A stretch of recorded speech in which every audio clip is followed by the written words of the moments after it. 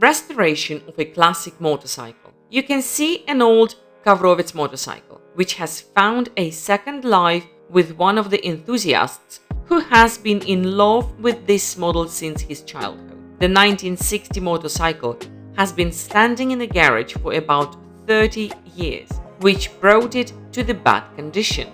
But the restoration has fixed it all, and now the two-wheeled transport looks even better than the day when it left the factory.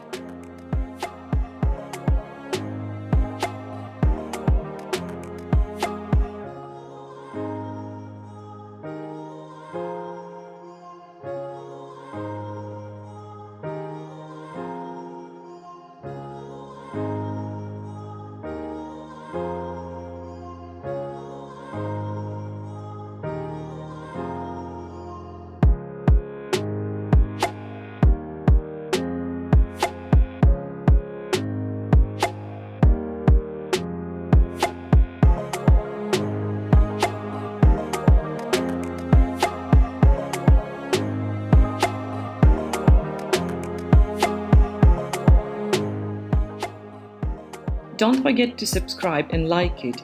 Thanks for sharing, and bye bye.